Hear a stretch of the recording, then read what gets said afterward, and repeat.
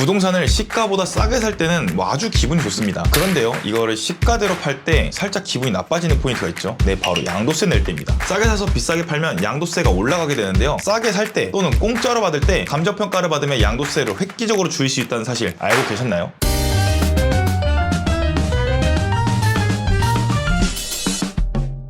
안녕하세요. 세상을 감정한 남자 김강사 평가사입니다. 요새 상속을 받거나 증여를 해줄 때 감정평가를 받으시는 분들이 많이 늘었습니다. 최근에 부동산 가격이 많이 올라가기도 했고, 국세청에서 부동산 세금에 관심이 아주 많아지기도 하면서 세무조사에 대응하기 위해서 감정평가를 받으시기도 합니다. 감정평가를 받을 때 절세를 목적으로 당연히 받으시는데요, 그런데 요새는 상속세나 증여세뿐만 아니라 아예 양도세까지 고려해서 감정평가를 의뢰하시는 분들이 엄청 많습니다. 어려운 얘기 말고 그냥 최근에 상담한 사례 3가지 말씀드리겠습니다. 첫 번째 사례입니다. 이분은 얼마 전에 아버지가 돌아가셔서 지방에 있는 농사짓던 토지를 상속받으셨습니다. 그런데 문제는 아버지는 이 땅을 쓰셨는데 본인은 이 땅을 사용할 계획이 전혀 없다는 거예요. 어차피 조만간 팔 거니까 세금은 어떻게 하는 게 제일 나을까요? 이게 첫 질문이었습니다. 보통 이런 경우 지방에 있는 농사짓는 땅들은 상속세를 줄이려고 공시가격 수준으로 신고하시는 분들이 많습니다. 그런데 이분은 반대로 생각하셨는데요, 어차피 곧 팔 거면 지금 시세 수준으로 감정평가 받아서 상속세를 조금 더 내더라도 나중에 양도세를 줄이는 게 낫지 않냐, 이런 거죠. 결과적으로는 아주 현명한 선택이었습니다. 왜냐하면 상속 당시의 평가 금액이 취득가액으로 인정되기 때문이에요. 즉 감정평가를 통해 시가 수준으로 상속재산가액을 신고하면 그 금액이 나중에 매도할 때의 기준이 되니까 양도 차익이 줄고 결국 양도세도 훨씬 적게 나오는 겁니다. 예를 들어서 공시가격 기준으로 2억 원에 신고했는데 나중에 5억 원에 팔면 양도 차익이 3억 원으로 계산되죠. 하지만 감정평가를 통해서 4억 원으로 상속받았다고 신고를 하게 된다면 양도 차익은 1억 원만 잡히게 됩니다. 심지어 이분은 감정평가를 했는데 감정평가 금액이 상속세 일괄공제액 10억에 미달해서 상속세조차 내지 않았습니다. 상속세는 영원히 나왔고요, 양도소득세도 엄청나게 줄어들었습니다. 이게 바로 양도세를 고려한 감정평가의 힘입니다. 두 번째 사례는 DMC 지역, 여기 많이 핫하죠. 여기에 아파트를 보유한 부부 이야기입니다.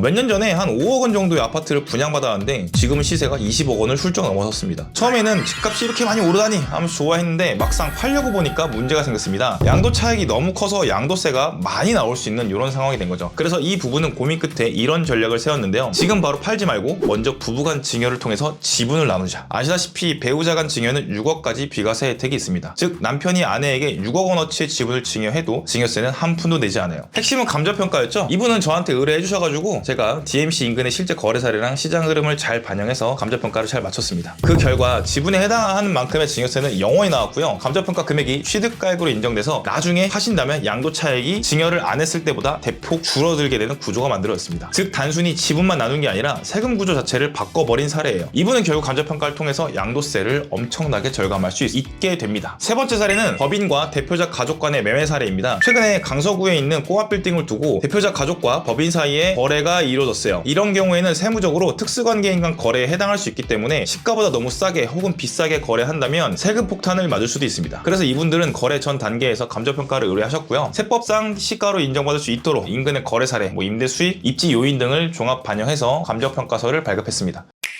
이렇게 감정평가를 거치게 되면 특수관계인 간 거래에서도 적정 시가 거래로 인정받아서 여러 세무적 리스크가 사라지고 나중에 제3자한테 매도할 때 양도세도 굉장히 줄어들게 되겠죠. 왜냐면 시세 수준으로 이미 감정평가를 받았기 때문에 여기서 좀 더 비싸게 팔아봤자 양도세가 얼마 나오지도 않습니다. 따라서 감정평가를 통해서 세무 리스크를 방어했고요, 향후 양도세를 절세할 수 있다는 요 두 가지 도끼를 둘 다 잡았습니다. 현재는 제3자에게 매도 준비 중입니다. 결국에 시세를 정확히 반영한 감정평가가 가장 안전한 거래를 만든다, 이런 걸 보여준 대표적인 케이스입니다.